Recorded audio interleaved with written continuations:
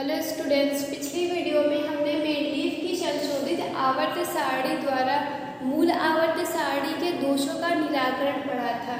मतलब कि हमने देखा था कि किस प्रकार से संशोधित आवर्त सारणी के बनने से जो मूल आवर्त सारणी के दोष थे वो दूर हो गए, लेकिन फिर भी देखा गया कि इसके बावजूद जो संशोधित आवर्त सारणी थी उसमें भी कुछ दोष उपस्थित थे।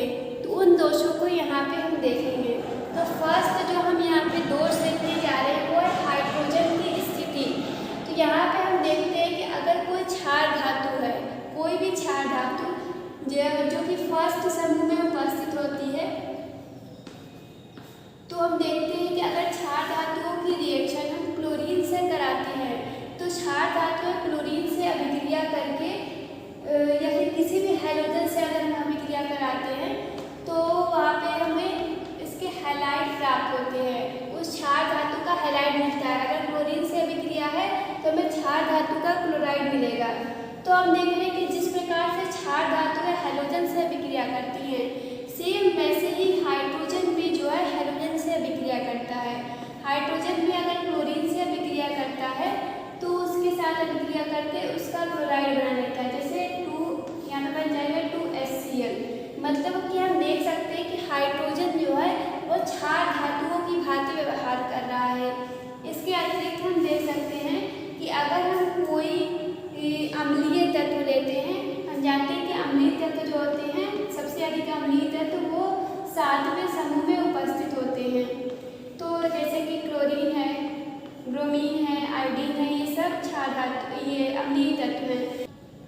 अगर हम अम्लीय तत्वों की अभिक्रिया कैल्शियम या सोडियम जैसे तत्वों से कराते हैं तो हमें जो यौगिक मिलता है वो कुछ इस प्रकार से होता है। जैसे मान लीजिए कि अगर हम कैल्शियम की रिएक्शन करा रहे हैं इससे, तो अगर क्लोरीन से रिएक्शन हो गया तो यहाँ पे मिल जाता है कैल्शियम का क्लोराइड CaCl2। या फिर अगर ब्रोमीन से रिएक्शन होगा तो हमें इस तरीके से मिल जाएगा CaBr2। और अगर मान लीजिए हम सोडियम से अभिक्रिया करा रहे हैं अम्लीय तत्वों की, तो हमें जैसे यहाँ पे मिल सकता है NaCl, या फिर Br से रिएक्शन होगा तो NaBr आदि तत्व मिल सकते हैं। तो हम देख रहे हैं कि जो अम्लीय तत्व है वो कैल्शियम या सोडियम से किस प्रकार अभिक्रिया करते हैं। अब अगर हम अम्लीय तत्वों की जगह हाइड्रोजन को लेते हैं और हाइड्रोजन की अभिक्रिया हम कैल्शियम या सोडियम से कराते हैं, तो मान लीजिए अगर हम कैल्शियम से अभिक्रिया कराते हैं तो हमें प्राप्त होता है CaH2। या फिर अगर हम सोडियम से कैल्शियम की जगह सोडियम को लेकर अगर H2 से अभिक्रिया कराते हैं तो यहाँ पे हमें मिलता है NaH। इसको हम बैलेंस कर सकते हैं, यहाँ पे 2 कर देंगे तो यहाँ पे भी 2 हो जाएगा। यहाँ पे इस तरीके से इसलिए प्राप्त हो रहा है कि कैल्शियम की संयोजकता 2 होती है तो यहाँ पे 2 लिखा गया है, और हाइड्रोजन की संयोजकता 1 तो यहाँ पे 1 लिखा गया है। लेकिन इसमें हम देखेंगे तो सोडियम की संयोजकता 1 होती है और हाइड्रोजन की भी संयोजकता 1, इसलिए यहाँ पे 1 और 1 हो गया है। तो यहाँ पे हम देख रहे हैं कि जिस प्रकार अम्लीय तत्व सोडियम या कैल्शियम से रिएक्शन करते हैं, सेम वैसे ही हाइड्रोजन भी सोडियम या कैल्शियम से रिएक्शन करके तत्व बनाते हैं। देखिए जैसे यहाँ पे अम्लीय तत्व है वैसे ही यहाँ पे हाइड्रोजन उपस्थित है।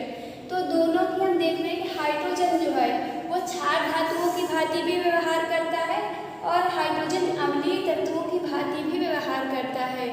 तो इसके हिसाब से क्षार धातु ये हाइड्रोजन को फर्स्ट समूह में रखना चाहिए क्षार धातुओं के साथ, जबकि इस अभिक्रिया के अनुसार हम देखें तो हाइड्रोजन को 7वें समूह में अम्लीय तत्वों के साथ रखना चाहिए।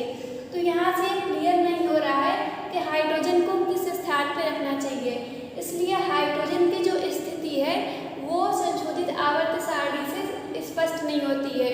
संशोधित आवर्त सारणी में हाइड्रोजन को क्षार धातुओं के साथ रखा गया है फर्स्ट समूह में, तो ये क्लियर नहीं होता है कि क्यों उसे फर्स्ट में रखा गया है, 7वें समूह में क्यों नहीं रखा गया है। तो ये इस आवर्त सारणी का पहला दोष था। अब सेकंड दोष हम देख रहे हैं कि असमान गुणों वाले तत्वों का एक साथ और समान गुणों वाले तत्वों का अलग अलग होना। मतलब ऐसे तत्व जिनके गुण अलग अलग हैं उसके बावजूद वो तत्व जो है एक साथ रखे गए हैं, और जबकि कुछ तत्व जिनके गुण समान हैं फिर भी उन्हें अलग अलग रखा गया है। तो ये इस संशोधित आवर्त सारणी का दोष है।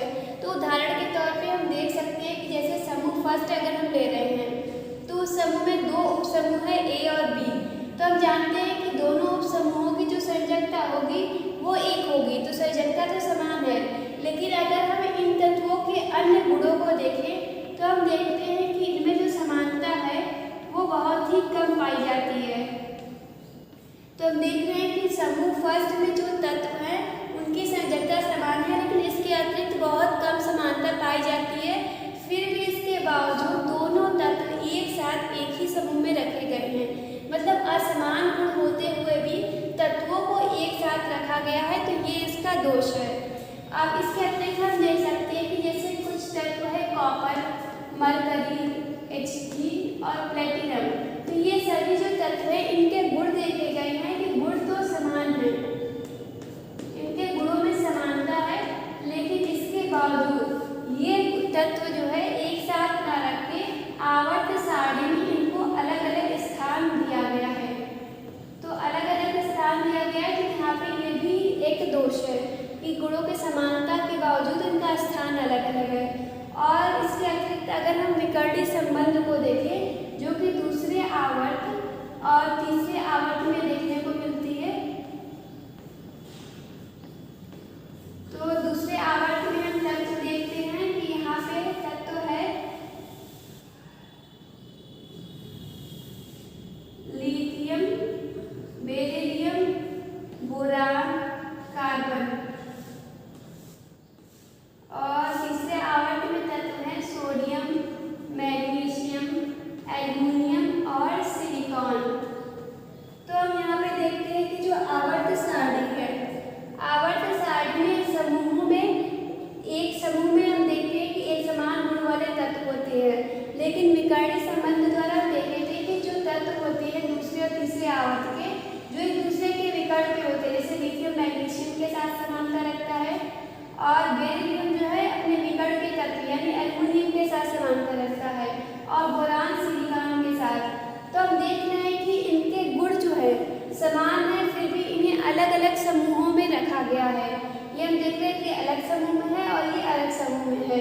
तो गुणों की समानता के बावजूद यहाँ पे हम देख रहे हैं कि इनका स्थान जो है अलग अलग है, और यहाँ पे गुणों में अलग अलग होने के बावजूद एक साथ रखा गया है। तो ये आवर्त सारणी का दूसरा दोष है।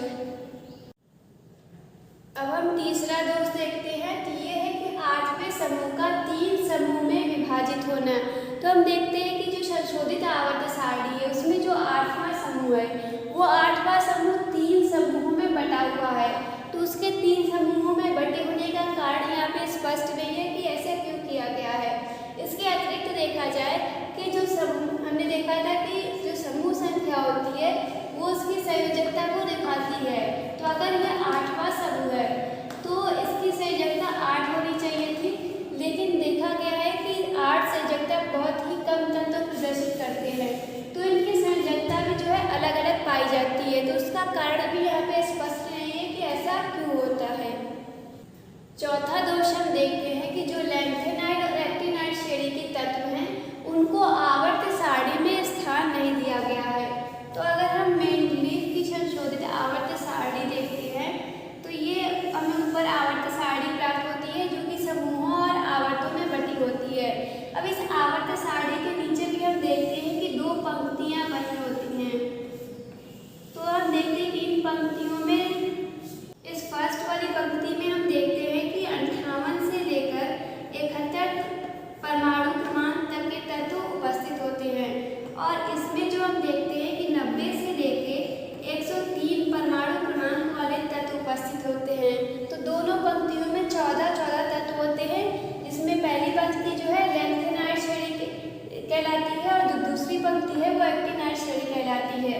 तो इन दोनों हम समूहों को, इन दोनों श्रेणियों को देखते हैं कि आवर्त सारणी में ना रख के आवर्त सारणी से बाहर रखा गया है। तो ये भी इसका दोष है, उसका कारण भी स्पष्ट नहीं है कि ऐसा क्यों किया गया है। अब हम 5th पॉइंट देखते हैं कि धातु और धातुओं की स्थिति। तो इसमें हम देख सकते हैं कि धातु और अधातु जो होते हैं दोनों के गुण भिन्न भिन्न होते हैं। तो गुण भिन्न होने की वजह से उनको अलग अलग स्थान देना चाहिए था, लेकिन संशोधित आवर्त सारणी में इनके लिए अलग अलग स्थान नहीं है। तो ये भी इनका एक दोष है। अब इसके बाद आप देखते हैं कि संशोधित आवर्त सारणी का एक और दोष है कि तत्वों की मतलब कि इस आवर्त सारणी से अगर हम देखें कि कोई एक तत्व एक से अधिक संयोजकता दिखाता है, मतलब कि उसके पास 2 या 3 तरह की संयोजकता है, तो उस संयोजकता की जानकारी हमें इस संशोधित आवर्त सारणी से नहीं हो सकती है। तो उदाहरण के तौर पे यहाँ पे हमने फर्स्ट समूह लिया हुआ है। तो फर्स्ट समूह में हम देख रहे हैं कि कुछ इस प्रकार से तत्व उपस्थित होते हैं। यहाँ पे हम देख रहे हैं कि कॉपर उपस्थित है। तो अगर कॉपर फर्स्ट समूह में है तो इससे हमें पता चलेगा कि जो कॉपर है उस कॉपर की जो संयोजकता होगी वो 1 होगी। ठीक है, तो आवर्त सारणी के हिसाब से इसकी संयोजकता हम ज्ञात कर सकते हैं। लेकिन देखा गया है कि कॉपर जो है ये जब यौगिक बनाता है तो इसके अधिकांश यौगिकों में जो इसकी संयोजकता देखने को मिलती है वो 2 होती है। तो इसकी दूसरी संयोजकता यानी जो 2 संयोजकताएं प्रदर्शित कर रहा है इसकी जानकारी हमें इस आवर्त सारणी से नहीं हो रही है कि ये इस प्रकार क्यों प्रदर्शित कर रहा है। मतलब एक तो ये दिखाता ही है, उसकी जानकारी से हमें हो जाती है, लेकिन जो एक और संयोजकता है उसकी जानकारी हमें